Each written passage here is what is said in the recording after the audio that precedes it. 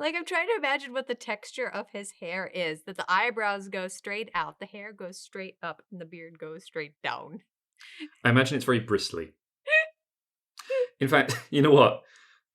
Looking at it, if I were much more ginger, it's a little bit like my quarantine haircut. James, have you been holding out? Are you a fire giant, bro? Straighten the stash. Very important. I mean, think of your mustache as this man's eyebrows. Just Boing. Hello, I'm James. And I am Emmy. And welcome back to the Bestiary, Monster Manual A through Z, or Z, if you're so inclined. And this week, Emmy, our flavour of the week is... It is the Fire Giant! Yes, the Fire Giant. It's getting hot in here, but don't take off any of your clothes because it might be offended. Second... Well, unwise. It's magma. Yeah. Second lowest in the Ordning, the Fire Giants in the ancient giant realm of Astoria were the officers, craftsmen, and in many cases warriors of that ancient culture. And a lot of that has carried over into what we see of the Fire Giants in their present form. Yes, they continue to hold great estates with large castles, with big armies. They tend to build and dedicate these spaces to their craft. They have a tendency to live near volcanoes. So they either tend to be underground in caverns or on the top of lofty mountains. They are isolated in that way from many general populations, but they do take pride in holding serfdoms. They have feudal kingdoms.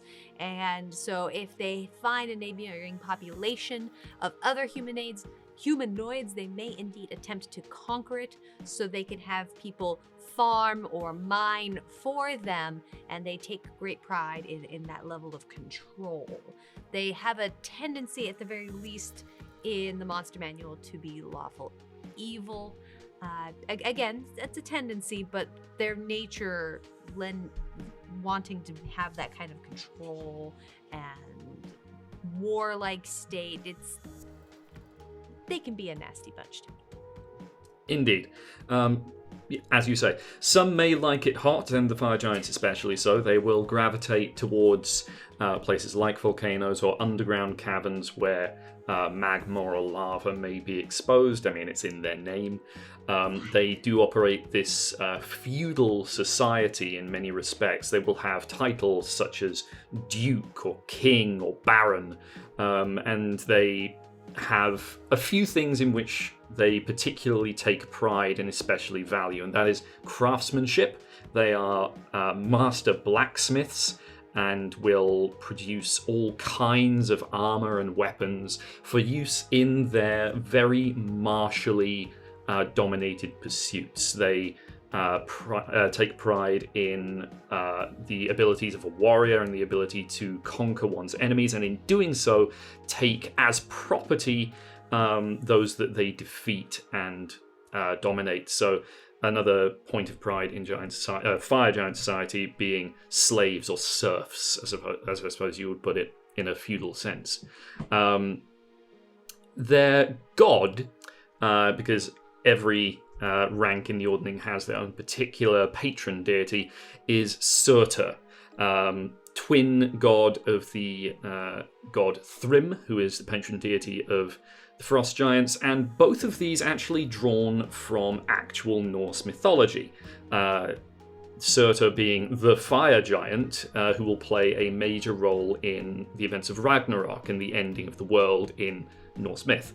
And this actually carries over into the D&D representation of it. Surtur and his character and worship has a very apocalyptic kind of feel to it. And while Astoria and the world of the Fire Giants in some respects ended long ago, there is still this element of, through their craft, through their domination of others, through their establishment of these huge fortresses, that there is a sort of sense of preparation for the end of the world. The fire giants want to be ready for it. Yes, they're definitely preppers. They're prepared for Tiatuaki. And this, talking about Surtur, we are going to, again, we've talked about this a little bit with Hill Giants, and we do dance a little bit into some of the stuff you're going to find in Volos. We're not going to go into some stats and things like that, but some of these things you might find in more detail in the Volos Guide to Monsters book. They do have more details about Surtur and his rivalry with his frost giant twin, which I think is very fascinating, and we'll probably talk about that between these two videos a little bit as well, that these two are very much rival societies. They have a very similar warlike nature, but very different intent and very different focus on what's important to them and what being a warrior means. And for the fire giant, the honing of a craft and the continuing to make better tools and bigger fortresses. This is what's particularly important to them. They are not planners. No. In fact, they're infamously bad. They're infamously bad at it, which is why you don't see large conquering armies of fire giants.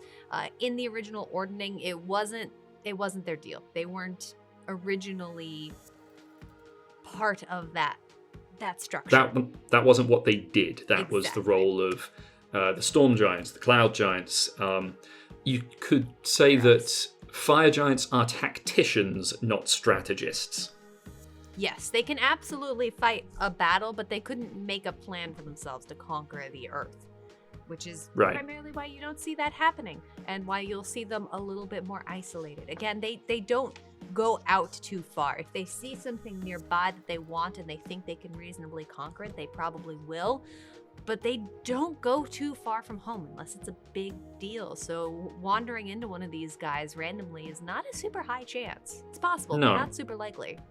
Yeah, and speaking of being far from home, it's always going to be pretty easy to spot a fire giant fortress or base of operations because they...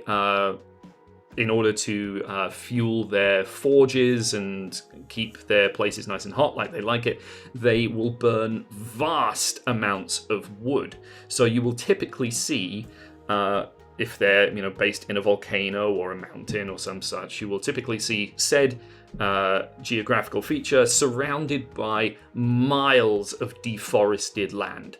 Because, of course, big old giants need big old fires, and that's going to take a lot of wood. Yeah, and they have big gates. They have, again, everything that they build is going to be very detailed, very big, very imposing.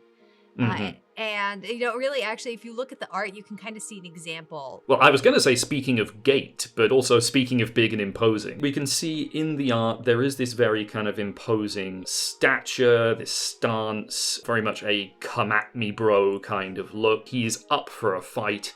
He's got a huge sword that he probably made himself. He's covered in plate armor, again, that he probably made himself. He's got a very interesting haircut. The haircut says a lot. If you would choose that to be your hairstyle, it's imposing. Function over style. And that is something that is very important when you're talking about, and you can see that very much in the style of talking about the haircut, but also the armor. The way the armor is built, the way this giant buster sword, this ridiculous piece of armament is built. Everything has very sharp lines. There's no decoration.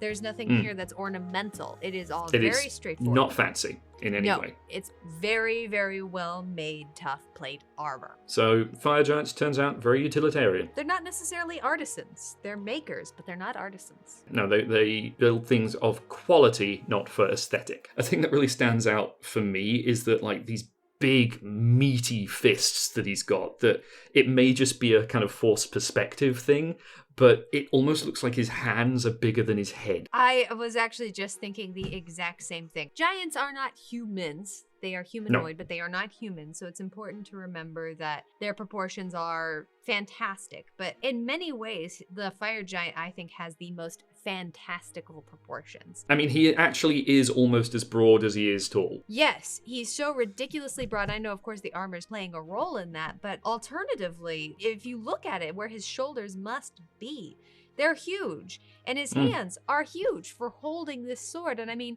I've seen other artworks where the dimensions aren't quite this dynamic, but they always kind of look this way to me. They're always super broad-shouldered. They always have large hands. They're built for war. Yeah, and if you're going to be, swinging a blacksmith's hammer for 18 hours a day, you're going to develop some pretty hefty hands. Some strong fingies.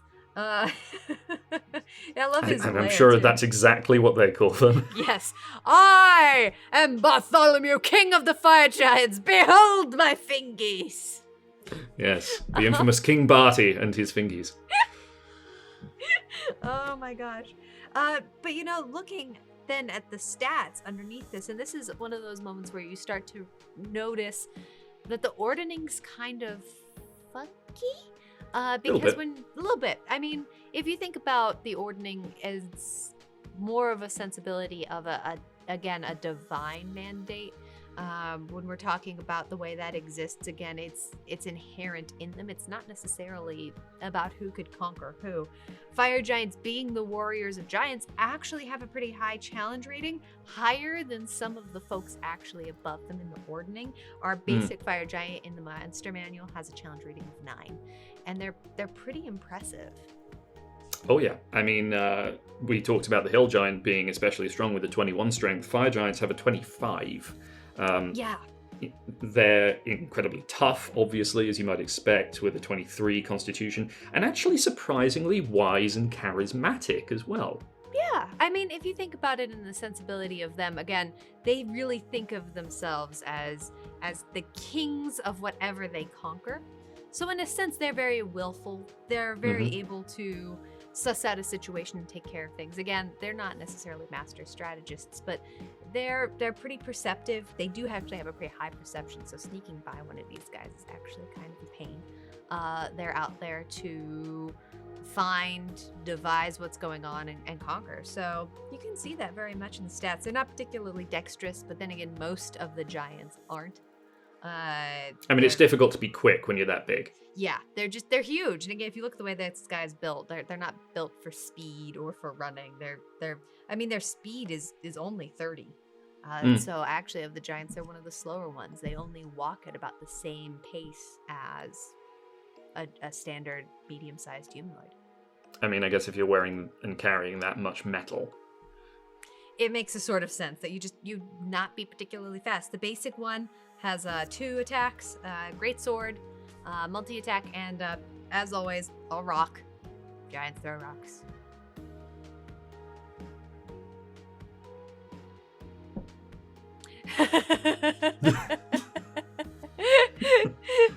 There we go, giants throw rocks. I think that's quite a good point. That's a good point. to end that, actually, just like, and a rock. And a rock. Thank you so much for joining us this week on The Bestiary, Monster Manual A through Z. Where did you encounter the mighty fortress of the fire giants in your campaign? Tell us how you escaped down in the comments below. We'd really love to hear your tale of heroic survival. And while you're there, you can like this video. You can check out all the links for our social medias, including our Patreon. We love our patrons, and we remain incredibly grateful for you. You can subscribe. You can find some more of our videos here, and join us next time when we finally delve into the stone.